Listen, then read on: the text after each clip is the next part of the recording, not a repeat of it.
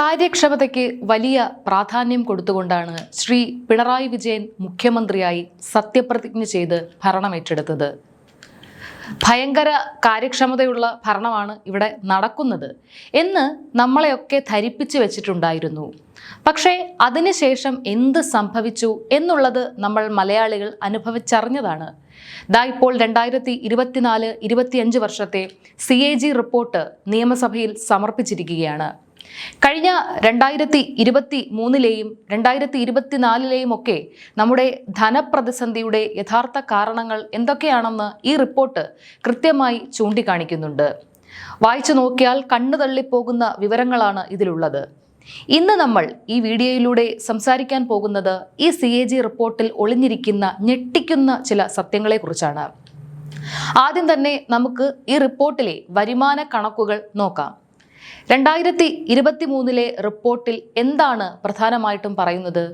ഗവൺമെന്റിന് പിരിച്ചെടുക്കാനുള്ള റവന്യൂ കുടിശ്ശിക മാത്രം ഏകദേശം 28,000 കോടി രൂപയ്ക്ക് മുകളിലായിരുന്നു. ഇനി ലേറ്റസ്റ്റ് 2024-ലെ കണക്കെടുത്ത് നോക്കിയാൽ 2,472 കോടി രൂപയാണ് നികുതി കുടിശ്ശികയായി പിരിച്ചെടുക്കാനുള്ളത്.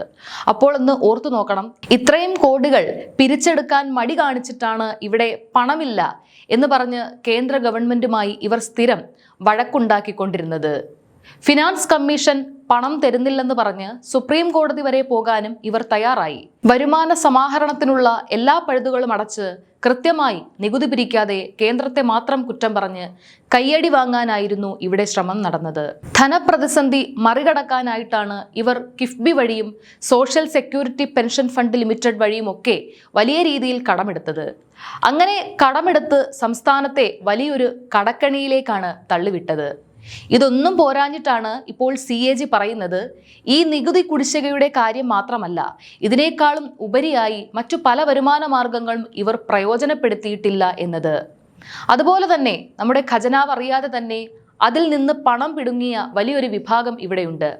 ഉദാഹരണത്തിന് സോഷ്യൽ സെക്യൂരിറ്റി പെൻഷൻ വാങ്ങുന്നവരുടെ കാര്യമെടുക്കാം. നമ്മുടെ മുഖ്യമന്ത്രി എപ്പോഴും ഉച്ചത്തിൽ പറയുന്ന ഒരു വായ്ത്താരിയുണ്ട്. ഉമ്മൻചാണ്ടി സർക്കാരിന്റെ കാലത്ത് 42 ലക്ഷം രൂപയായിരുന്ന സാമൂഹ്യ സുരക്ഷാ പെൻഷൻകാരുടെ എണ്ണം ഞങ്ങൾ 62 ലക്ഷമാക്കി ഉയർത്തിയെന്ന്. പക്ഷേ CAG എന്താ പറയുന്നത്? ഒന്ന് ആലോചിച്ച് നോക്കണം. ഒരേ വ്യക്തി തന്നെ ഒന്നിലധികം പെൻഷനുകൾ കൈപ്പറ്റുന്നു. അതായത് അംഗവൈകല്യത്തിനുള്ള പെൻഷൻ, വിധവാ പെൻഷൻ, അങ്ങനെ പലതരത്തിലുള്ള സാമൂഹ്യ സുരക്ഷാ പെൻഷനുകൾ ഒരൊറ്റ ആൾ തന്നെ സ്വന്തം പോക്കറ്റിലാക്കുന്നു. ഇതിൻ്റെയൊക്കെ കൃത്യമായ രേഖകൾ ഓരോ ജില്ല തിരിച്ച് തന്നെ CAG റിപ്പോർട്ടിൽ വ്യക്തമാക്കുന്നുണ്ട്. അവിടെയും തീർന്നില്ല. മരിച്ചുപോയ ആളുകളുടെ പേരിൽ വർഷങ്ങളോളമാണ് ഇവിടെ പെൻഷൻ വാങ്ങിക്കൊണ്ടിരുന്നത്. അപ്പോൾ എവിടെയാണ് ഈ ഗവൺമെന്റ് പറയുന്ന സോഫ്റ്റ്വെയറിന്റെ സുതാര്യതയും കാര്യക്ഷമതയും ഇരിക്കുന്നത്? ആരാണ് ഇതൊക്കെ നോക്കി നടത്തുന്നത്? ഖജനാവിൽ നിന്ന് പണം ചോരുന്നത് ഇവരൊന്നും ശ്രദ്ധിക്കുന്നില്ലേ? ഇനി ഈ LDF സർക്കാരിന്റെ കാലത്ത് നമ്മൾ കേട്ട ഏറ്റവും വലിയ ശാപമാണ് വകമാറ്റി ചെലവഴിക്കൽ. ഒരു കാര്യത്തിനായി മാറ്റിവെക്കുന്ന പണമെടുത്ത് മറ്റൊന്നിന് ഉപയോഗിക്കുക. ഇതിന്റെ വലിപ്പമൊന്ന് നോക്കിയാൽ നമുക്ക് ഇഷ്ടം പോലെ ഉദാഹരണങ്ങൾ കാണാൻ സാധിക്കും. മുഖ്യമന്ത്രിയുടെ മുഖം വെച്ചുള്ള കൂറ്റൻ ഫ്ലക്സുകളും മറ്റും സംസ്ഥാനത്തുടനീളം സ്ഥാപിക്കാൻ എത്രയോ രൂപയാണ് ചെലവാക്കിയത്. കൂടാതെ എത്രയോ PR ഏജൻസികളെയാണ് ഇവർ അപ്പോയിന്റ് ചെയ്തത്. ഈ PR വർക്കിന് വേണ്ടി മാത്രം എന്തുമാത്രം തുകയാണ് മാറ്റിവെച്ചത്? ഇതിന്റെ കൂടെയാണ് നമ്മൾ കൂട്ടി വായിക്കേണ്ടത് മുണ്ടക്കൈ ചൂരൽമല ഉരുൾപൊട്ടൽ ദുരന്തം. 172 ഭവനങ്ങൾ കഴിഞ്ഞ ഓണത്തിന് മുൻപേ അസൈൻ ചെയ്തു കൊടുത്തു എന്നാണ് ഇവർ അവകാശപ്പെട്ടത്. ഓണമാകുമ്പോഴേക്കും കൊടുക്കും, ഇനി കുറച്ചു പണിയും കൂടെ തീരാനുണ്ട്, അതും കൂടി ഞങ്ങൾ ഓണത്തിന് മുൻപ് തീർത്തു തരും എന്ന് വലിയ പ്രഖ്യാപനം നടത്തി. പക്ഷേ അത് തീർത്തു കൊടുക്കാൻ പറ്റിയില്ല. അപ്പോഴാണ് നമ്മൾ ഞെട്ടിക്കുന്ന മറ്റൊരു സത്യം അറിയുന്നത്. 262 കോടിയിലധികം രൂപ ദുരിതാശ്വാസ നിധിയിലേക്ക് കേന്ദ്രം നൽകിയ ഫണ്ടിൽ നിന്ന് ഈ സർക്കാർ വകമാറ്റി ചെലവഴിച്ചു എന്ന്.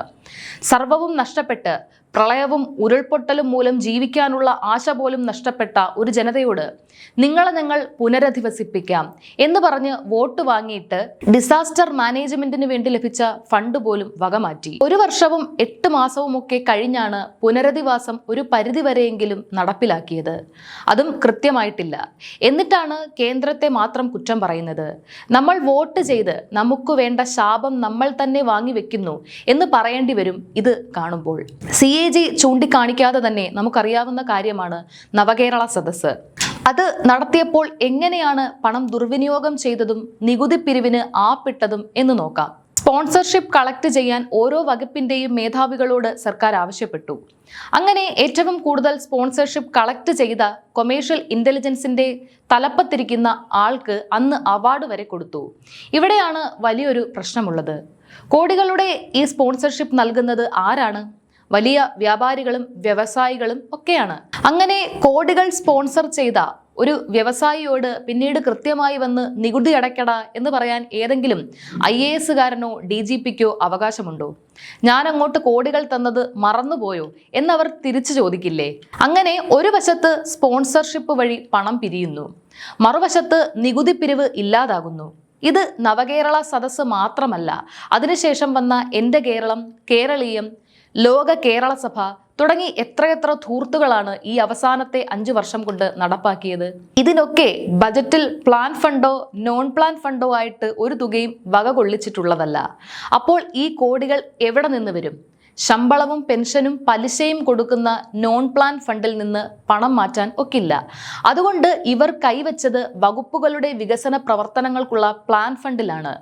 പദ്ധതികൾക്ക് വേണ്ടി തദ്ദേശ സ്വയംഭരണ സ്ഥാപനങ്ങൾക്ക് കൊടുക്കേണ്ട ഫണ്ടുകൾ പലതും ഇവർ നൽകിയില്ല. സാധാരണക്കാരുടെ എത്രയോ വികസന പ്രവർത്തനങ്ങളാണ് ഇതുമൂലം നാട്ടിൽ മുടങ്ങിക്കിടക്കുന്നത്. ഇതിനേക്കാൾ വലിയൊരു ചൂണ്ടിക്കാണിക്കൽ CAG നടത്തിയത് സംസ്ഥാനത്ത് ഇന്റേണൽ ഓഡിറ്റിംഗ് നടക്കുന്നില്ല എന്നുള്ളതാണ്. എന്തുകൊണ്ടാണ് ഇന്റേണൽ ഓഡിറ്റിംഗ് നടത്താത്തത്? കാരണം വ്യക്തമാണ്. ഫണ്ടെല്ലാം വക മാറ്റുകയാണ്. ബജറ്റിൽ വക കൊള്ളിച്ചിരിക്കുന്ന പർപ്പസിനല്ല പണം ചെലവാക്കുന്നത്. മെഡിക്കൽ ആവശ്യങ്ങൾക്കായി മാറ്റിവെച്ച പണം എടുത്ത് മറ്റു കാര്യങ്ങൾക്ക് ഉപയോഗിക്കുന്നു. നമ്മുടെ ഗവൺമെന്റിന്റെ വൈറ്റ് പേപ്പറിൽ തന്നെ പറയുന്നുണ്ട്, കാരുണ്യ ബെനവലന്റ് സ്കീമിന് മാത്രം 2517 കോടി രൂപയാണ് കുടിശ്ശികയായി കൊടുക്കാനുള്ളത്. മെഡിക്കൽ കോർപ്പറേഷനും സപ്ലൈകോയുടെ കോൺട്രാക്ടേഴ്സിനുമൊക്കെ കോടികൾ കുടിശ്ശികയാണ്. എല്ലായിടത്തും കുടിശ്ശിക മാത്രം. ഇങ്ങനെയൊക്കെ വകമാറ്റി ചെലവഴിക്കുമ്പോൾ ഇന്റേണൽ ഓഡിറ്റിംഗ് നടത്തിയാൽ കള്ളത്തരം പുറത്തുവരും. അതുകൊണ്ട് ഗവൺമെന്റിന്റെ ഓഡിറ്റേഴ്സിനെ കൊണ്ട് ഇവർ ഓഡിറ്റ് ചെയ്യിക്കില്ല. CAG ഓഡിറ്റിങ്ങിന് വരുന്നു എന്ന് പറഞ്ഞ് ഏതെങ്കിലും വകുപ്പുകളിലേക്ക് നോട്ടീസ് കൊടുക്കുമ്പോൾ പെട്ടെന്ന് എന്തെങ്കിലും തരികിട കാണിക്കാനായി ഇന്റേണൽ ഓഡിറ്റേഴ്സിനോട് പറയും, നിങ്ങൾ ഓഡിറ്റ് ഒന്ന് നടത്തിക്കൊള്ളാൻ. അങ്ങനെ ഒരു ഓഡിറ്റ് നടത്തിയിട്ട് എന്ത് കാര്യമാണുള്ളത്? ചുരുക്കം പറഞ്ഞാൽ മുഴുവൻ കാപട്യത്തിന്റെയും കാര്യക്ഷമതയില്ലായ്മയുടെയും കഥകളാണ് CAGക്ക് ചൂണ്ടിക്കാണിക്കാനുള്ളത്. CAG എന്ന് പറയുന്നത് കള്ളം പറയേണ്ട ആവശ്യമുള്ള ഒരു സ്ഥാപനമല്ല, അതൊരു ഭരണഘടനാ സ്ഥാപനമാണ്.